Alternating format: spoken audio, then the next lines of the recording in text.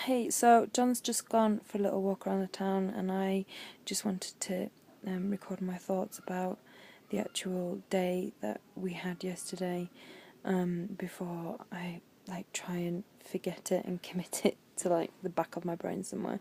Um, we stayed at a place which was at 4,200 meters, and I'd acclimatized all right for that. I felt okay. I'd been feeling quite sick, loss of appetite, nauseous, headaches, and they say that you're meant to stay in the same place until these things have passed. But it was funny because they'd pass and then they'd come back and they'd pass and then come back. I think I was all right, and then it was really weird. So we just kept going on, got to the camp, and I felt fine. So we thought, right, okay, it's been snowing, but if the weather's good, we're going to go. So everybody was in the cafe, sort of making their plans. The Germans and the Danes and the Norwegians were all like, yeah, we'll get up the mountain, no problem, snow, no problem. Like the Japanese, the Spanish, the South Americans, they were just like, oh man, this an Israeli guy was like, oh my god, first time I've seen snow, we're not gonna go, da da da da da. So, we had our plan basically, and we stuck to it, which was to set off at to be off before, was it 5 o'clock in the morning? No, we to be off before 6, and we managed to get off at about 5:45. And I think there were 2 couples behind us that left.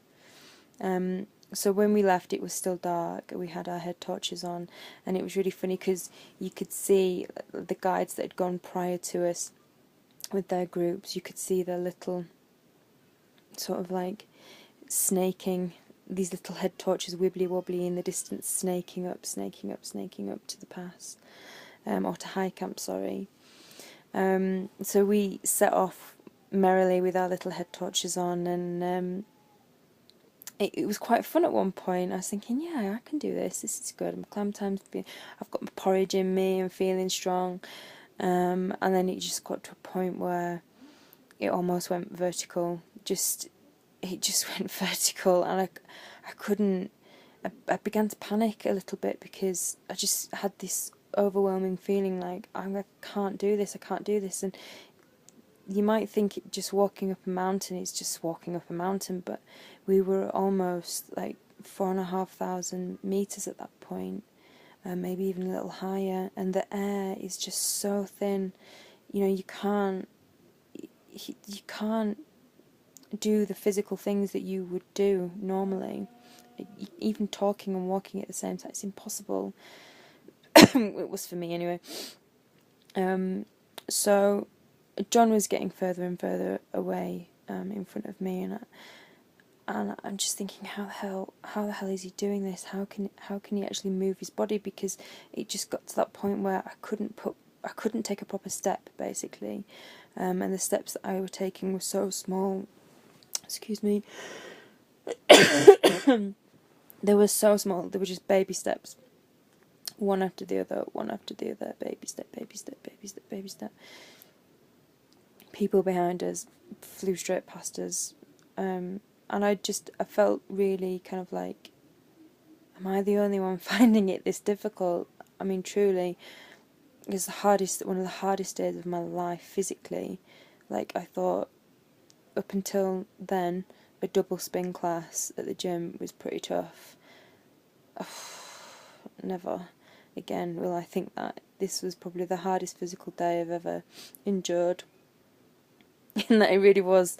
I don't use that word lightly either, but I am a bit of a softie. But anyway, so we were going up, and kept going up slowly. Basically, my altitude sickness had abated, but as soon as we reached high camp, which is just before you go over the pass, well, I said just before, it's probably about another 2 hours, this banging headache started, and I knew as soon as that started, I had about a 6-hour window to get up and get as far down the other side as I possibly could, because it takes altitude sickness takes about 6 hours to show in your system. So basically it was just a mental battle to the top.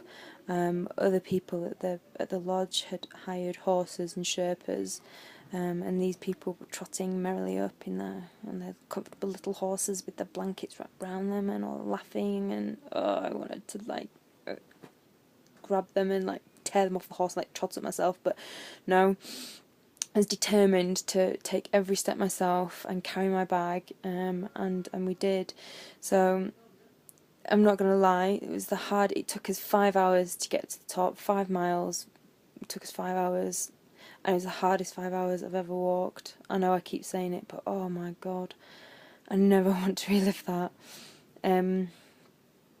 We were probably about 10 minutes away, and we saw a Sherpa, and he was like, not long, not long, not long now. And I just couldn't contain myself. It was like I didn't think that this moment was actually, we've been walking for 2 weeks to get to this point, and I just didn't believe that it was going to happen. And my head's pounding, pounding, pounding. Anyway, we sort of turn this corner, and this light shining down, and you're at the top because they've got this big like mound of stones and prayer flags blowing in the breeze, and obviously you can see the Himalayas behind as well. And John turned around and he was like, "We're here," and I just broke into tears. Honestly, I thought, don't be wasting energy on tears, you still need to get down the other side. But it was tears of absolute pure joy that I'd made it, that I'd walked for 2 weeks, and that I'd got there under my own steam, carried my bag every step of the way. It's just brilliant. It's absolutely brilliant. So then up at the top there's a little tea house, and we had a little cup of hot lemon. Absolute cost us a fortune, but I guess 5,500 metres up a mountain, he can pretty much charge what he wants. And it was lovely just to sit in there with the other people that had got there and swapped stories, and we took photos outside and did a little video, which you can't hear a word because it's just so windy. But then in the back of my mind, I was always thinking, right, it's taken me 5 hours to get up here, and I've got an hour to get as far down as I possibly can. I need to get down to under 4,000 feet, 4,000 metres, to know that I'll feel better.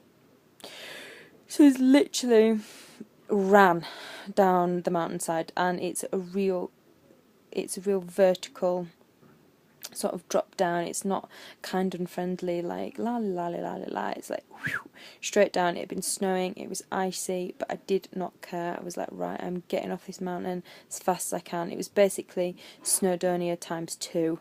I just needed to get down before I started feeling sick. So off we trot, pelted it down, and then it hit me really badly. We got to this really beautiful viewing point, and instead of looking at the view and taking it all in and thinking, wow, I was like, oh John, I'm green, I'm going to be sick, my head was pounding.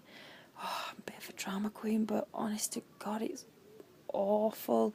And you're up a mountain, you don't know where you're going. Well, John knew where we were going, but you're far away from home, you feel like crap. All you want to do is be tucked up in bed, and you can't, you've got another 4 hours of walking in front of you, and it's freezing cold. And your gloves are at the bottom of your backpack, and why did you put them at the bottom of your backpack when you knew that you'd need them?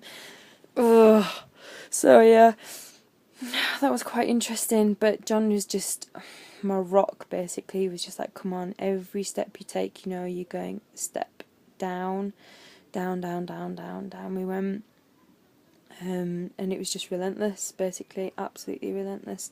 Came to this little town, well, it's not a town, it's 3 huts, basically, and had a bite to eat, refuelled. I still felt sick. I couldn't really, so I was doing this whole walk on a bowl of porridge and half a packet of extortionately priced hobnobs, which were lovely, but you sort of need more when you're climbing a mountain and going down the other side. Anyway, I don't ever want to see another hobnob again, though. So when we got down to the bottom and we saw the town, it was just a hallelujah moment. I mean, even John, who was just an absolute stalwart, he's like the Energizer Bunny. Even he, his shoulders were slumped, his poles were like dragging on the floor. you know, it was just a battle putting one foot in front of the other. We just came to the town, we rocked up to the first hostel. I think we got the last bed there. And I just went into meltdown. Basically, I was wearing everything that was in my backpack, so my backpack was super light. I just peeled all the layers off. I got under the covers and I just started shaking uncontrollably.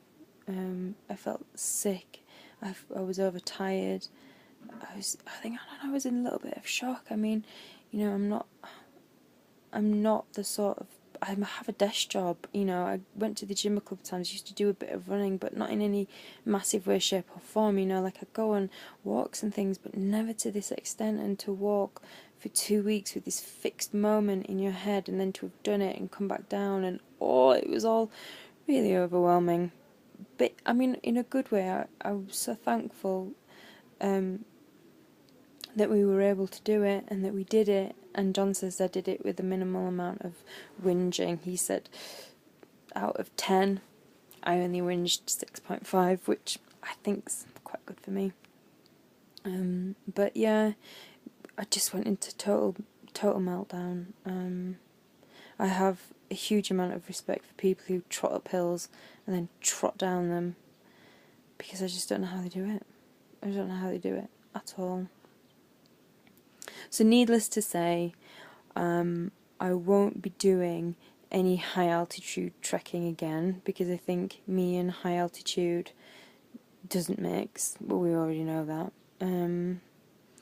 And I think I'll only go on treks if, for example, you can take the amount of knickers and socks you need for that trek, instead of, like, you know, having to economise on wash and rewash and hang your knickers on the back of your bag and then get people like laughing and pointing when you're trying to dry them out. Well, girls gotta do what girls gotta do, I suppose, but it's been fun and games. But yeah, I guess where challenges are concerned, I don't know that I'm the girl for them. I think I am, but I'm more of a spa day kind of girl. Oh, I'm not. You see, I'm torn. Like, half of me's spa day, pamper, loveliness, and then the other's like, no, challenge, do it, just get on with it, rah. But I'm not going to be able to win that battle, am I? I'm somewhere on a sliding scale and I don't really know where. But anyway, I've walked up a mountain, and I don't think I'm ever going to do it again, in a nutshell. And I check. Oh my god, I look like an egg. I've got hair, but I'm not getting it out because it's not been washed very well. But you can see, if I hold it back, the line where my hair was all day yesterday. Like the line where my sunglasses have been. So I have this horrendous panda face tan, but yeah, but yeah, these are my beads. I was blessed by a monk before we went over, and she gave me these beads because I needed extra blessing. I think she just knew that by the look of me and was like, you need these, buy them. And I was like, oh, okay, I will. But yeah, so there we go. That's my account. Over and out.